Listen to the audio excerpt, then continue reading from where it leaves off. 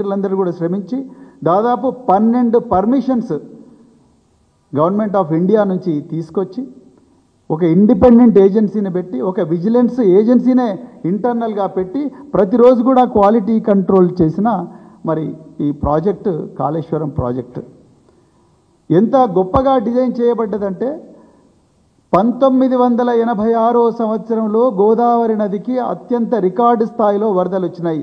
అలాంటి వరదలను తట్టుకునే విధంగా ఈ ప్రాజెక్టు మీద 3 బ్యారేజీలు కట్టడం జరిగింది. అది సుందిల్ల కావచ్చు, అన్నారం కావచ్చు, తర్వాత మేడిగడ్డ కావచ్చు. అయితే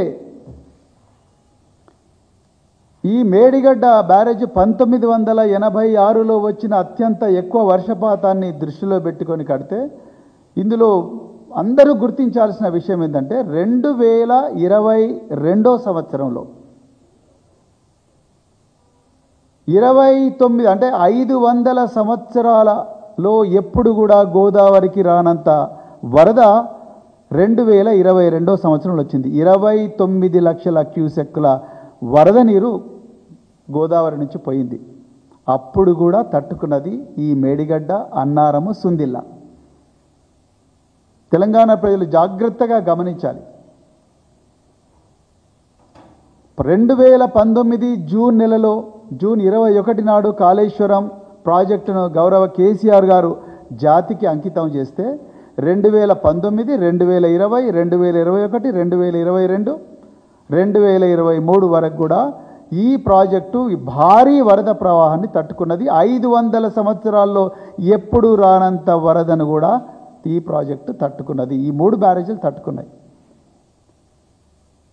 అక్టోబర్ 21 జూన్ నెలలో మీరు గమ్మత్ ఏంటంటే జూన్ నెలలో 2023 సంవత్సరం జూన్ నెలలో ఈ ప్రాజెక్టుకు పర్టికులర్లీ మేడిగడ్డ బ్యారేజీ ముందు 28,67,000 క్యూసెక్ల నీరు ప్రవహించింది.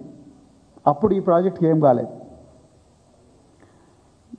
అక్టోబర్ 23 నాడు అంటే 3 నెలల తర్వాత ఆ ప్రవాహం దాదాపుగా 20,000 క్యూసెక్ల దాకా 20 లక్షల క్యూసెక్ల దాకానే వచ్చింది.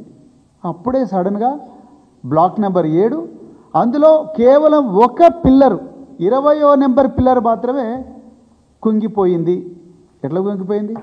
అన్నారంకి ఏం కాలేదు, సుందిల్లకి ఏం కాలేదు, మేడిగడ్డలో అది కూడా ఒక్కటే పిల్లర్.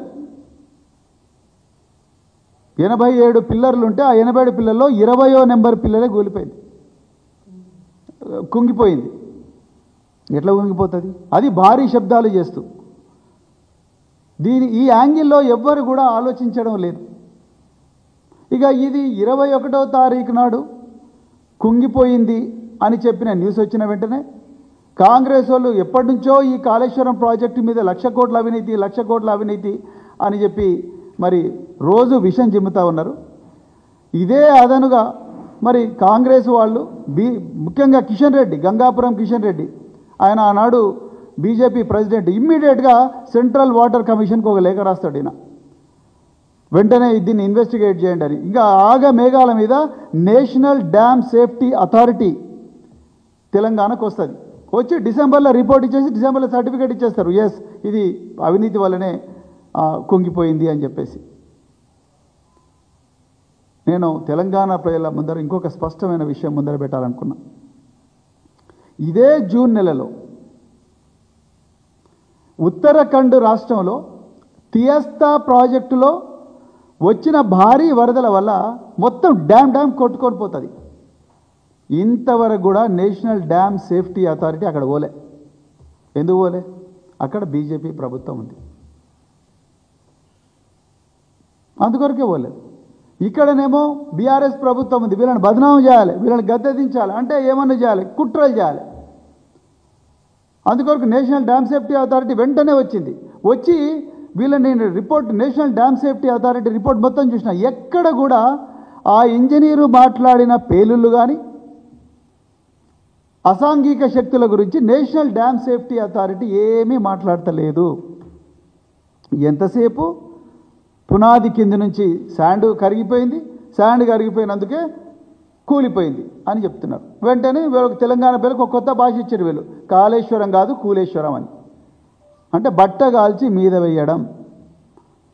500 సంవత్సరాల్లో వచ్చిన భారీ వరదలు 29 లక్షల క్యూసెక్కుడు తట్టుకున్న కాళేశ్వరం ప్రాజెక్టు, మేడిగడ్డ బ్యారేజు ఏమాత్రం వరద లేని సమయంలో ఎట్లా కూలిపోతుంది? ఎట్లా ఒక్క పిల్లరే, అది కూడా ఒక్క పిల్లర్కి ఎట్లా డ్యామేజ్ అవుతుంది? దాని మీద నేషనల్ డ్యామ్ సేఫ్టీ అథారిటీ ఏమీ మాట్లాడలేదు.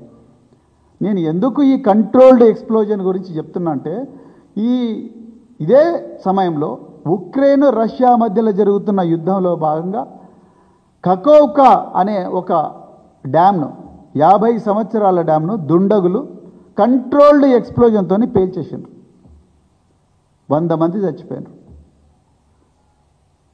రష్యా ఉక్రెయిన్ మీద అభాండాలు వేస్తుంది, ఉక్రెయిన్ వచ్చేసి రష్యా పేల్చేసిందని చెప్తున్నది. 100 మంది చచ్చిపోయినారు ఆ డ్యాము పేల్చేయడంతో. 50 సంవత్సరాల డ్యామ్, నిప్రో రివర్ మీద కట్టిన డ్యామ్ అది.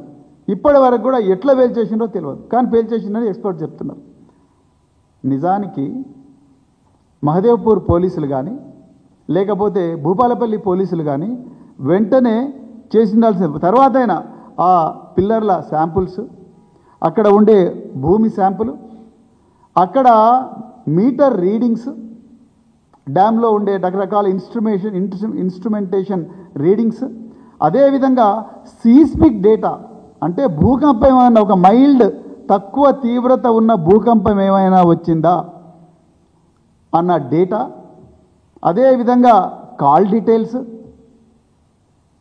అందరివి తీసుకోవాలి. అసాంఘిక శక్తులు, ఈ అసాంఘిక శక్తులు ఎవరై ఉండొచ్చు? రేవంత్ రెడ్డా, బండి సంజయ, లేకపోతే గంగాపురం కిషన్ రెడ్డా? వీళ్ళ మొబైల్ ఫోన్స్ ఏంటి? వీళ్ళ అనుచరుల మొబైల్ ఫోన్స్ ఏంటి? వీళ్ళ టవర్ లొకేషన్స్ ఎక్కడున్నాయి? అక్కడ ఎవరెవరి మొబైల్ ఫోన్స్ ఆపరేట్ చేసినా ఆ రోజు మొబైల్ ఫోన్ అంటే మరి మీకు 360 డిగ్రీస్ ఉంటాయి.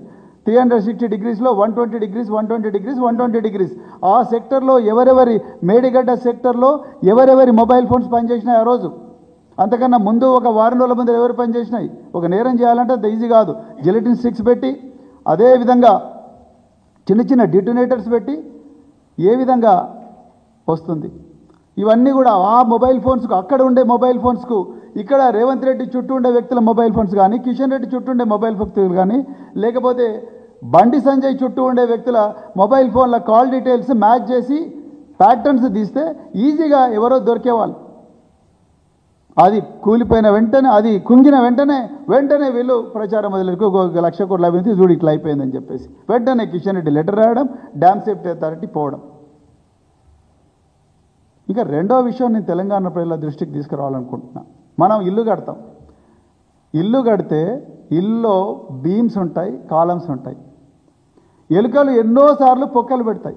పొక్కలు పెట్టినంత మాత్రాన గోడలు కూలిపోవు. ఇలా నేషనల్ డ్యామ్ సేఫ్టీ అథారిటీ ఏదైతే పునాది కింద నుంచి పొక్కలు పడ్డాయి, పొక్కల మీద కింద ఉన్న శాండ్ అంతా కరిగిపోయింది, దానివల్లనే నీళ్లు పోయినాయి అంటున్నారు కదా. మరి ఇప్పుడు కూడా నీళ్లు పోతున్నాయి కాళేశ్వరం ప్రాజెక్టులో, మరి ఎందుకో ఏం అయితలేదు. సుందిల్ల అన్నారం అట్లే ఉన్నాయి, మేడిగడ్డ కూడా మరి అన్నీ మీరు చెప్పిన థియరీ ప్రకారం అయితే ఇప్పుడు కూడా భయంకరంగా మరి